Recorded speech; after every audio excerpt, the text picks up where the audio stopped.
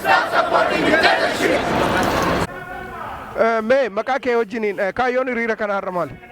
Wala ni bisa jedhama Chicago keessa jiraadha. Har'a hiriira kan baanu eenyu sabni keenya biyyatti dhumaa jira. Ijoolleen keenya hidhamaa jirti. Lafa keenya nurraa fudhataa jiru.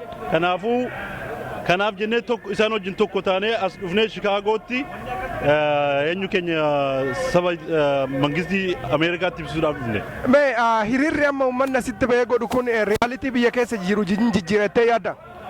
Wal injijjiira. Maaliif wanni guddaan amma hiriira kana inni ilaallu iddoo baay'eetti deemaa jira. Iddoo hundumaatti deemaa jira. Oromoon tokko ta'uusaa agarsiisa. Kan ala jirus kan biyya jirus kan iddoo baay'eetti faffaca'aa jiru akka tokkummaa akka taane har'a agarsiisaa jirra. Namni baay'een asittis diisittis biyya haalaa hundumaatti addunyaa keessatti hiriira ba'aa jira. Kuni tokkummaadha bilisa bahuudhaaf homtuu nu nafne akkanatti yoo itti fufne. Me biyyatti amma ijoollee argite ijoolleen yuunivarsiitii har'as nama 5 du'e jedhanii kanaan duras gara nama 30 wayiitti du'e jedhanii ijoolleen ammallee hiriira kana gabbaatee falmachuu jirti mee ergaan isaanii qabdu? Egaa yoo hiriira baanii du'uu wayyaa qooda mana ta'anii du'uun mangistiin Itoophiyaa eega dhufanii Tigreen isaa taatu isan duras kan ture isaa taatu saba keenya qabanii hajjeesaa turan. Duuni keenya eeganoollee hiyyaatii roorroo keenya himachaati sabni keenya yoo har'a itti fufuu baate boru waan jabaati itti dhufa har'a Finfinnee fudhachuudhaaf deemani. Boru maaltu nu hafa? Jarreen kun nuuf hin tolani. Har'a akkuma ibiddi tu qabatteetti itti fufuun nurra jira jedhee tana manaan. Me har'a akkuma argitu addunyaarra Oromoonni jiranii Oromoon Australia, Norway almost magaalota 30 irraa walitti yaa'anii hiriira kana gochuu jirani. Kun yeroo hundumarrayyuu Oromoo tokko waan godhe jettee yaadda? Baay'ee sirriitti amma Oromoon iddoo guddaa ga'ee jira. Iddoo guddaa ga'ee jira. Bara kana dura sirriitti walitti hin qabamnee turre nuyi. Waa baay'een nu hafaa ture. Miidiyaan qabnu turre. Har'a miidiyaa qabnaa. Siyaasonni keenya walitti dhufaa jiru. Jaarsolli keenya walitti dhufaa jiru. Amma Oromoon akka utubaa tokkotti walitti dhufee biyya san cabsuudhaaf deemaa jira. Tigreen kubuudhaaf deemti. Uummanni mangistiin wayyaane keessa isaa yoo laalle keessa isaa dhumaadha. Kanaafuu walii gadi deemtee ijoollee xinnoo jaartii gudditti kan ajjeesaa jiran ejaa sodaan isaan keessa jiru yoo wanna sana har'a itti fufne cabuun isaanii akka noollee baay'ee ifaadha kun. Oromoonni kan biyya jiru sin beeka kan ala jiru sin beeka. Okay, obbo Ibsa galatoomi gaafiif deebii kana nu kennuuf keeti. Daawwattoota keenya gaafiif deebinii hirmaattota hiriir nagayaa magaal Chicago ka Oromoo akkuma itti fufee jira asna wajjiidhaan shamarree tokko qaba. Maqaan keenya? Maqaan koo Goobaneen jedhama.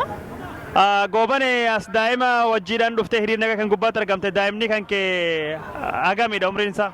Hadha ji'a torbaffaa ishee guutti har'a ji'a torba taate hadha. Mee daa'ima ji'a torba intal daa'ima ji'a torba wajjiidhaan hiriir nagaa kan bahuudhaaf wanni si kakkaas maalidha? Wanti na kakkaasullee waan hedduutu jira.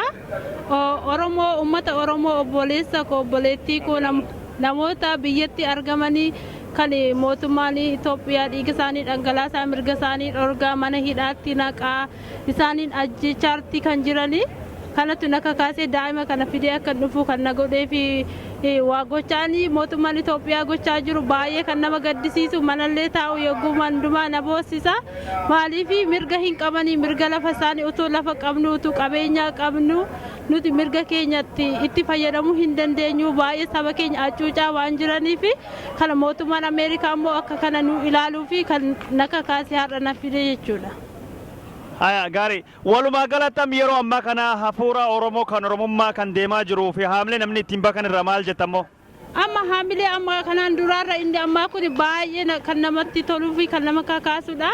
Maaliif yoo jetteyyuu biyya Ameerikaa keessatti illee isteeta hundumaatti biyyoota Awurooppaa keessatti illee Awustiraaliyaa keessatti illee bakka hundumaatti Oromoon qabsoo isaa itti fufaa jira waan ta'eef yeroon ammaa kun baay'ee kan namatti tolu nuti immoo carraa kan arganne itti fayyadamuu qabna. Uummanni kan Itoophiyaan Oromoodhaas keessattis Itoophiyaattis argamanii obboloonni keenya utuu du'anii isaaniin awwaalli deebinee barachuullee hin qabnu.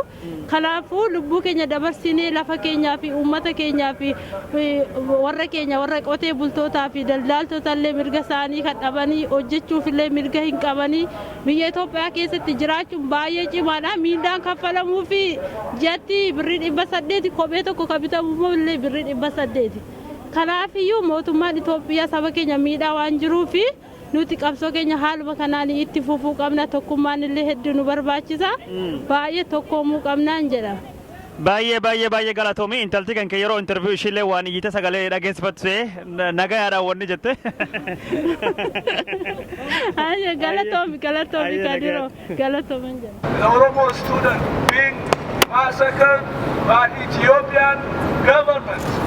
The Ethiopian government, as we speak now, has been killing Oromo children, Oromo students. These are high school students, college students.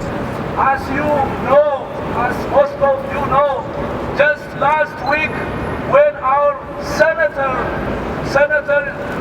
Kerry is in Ethiopia, in Addis Ababa, the capital of Ethiopia, the government of Ethiopia was killing the students just few miles away from the capital.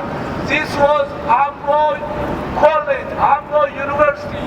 In one day, while our senator was there, the Ethiopian government killed 30 students. While our Secretary of State was there, the government of Ethiopia killed 30 students. The reason for this massacre is the students were protesting, but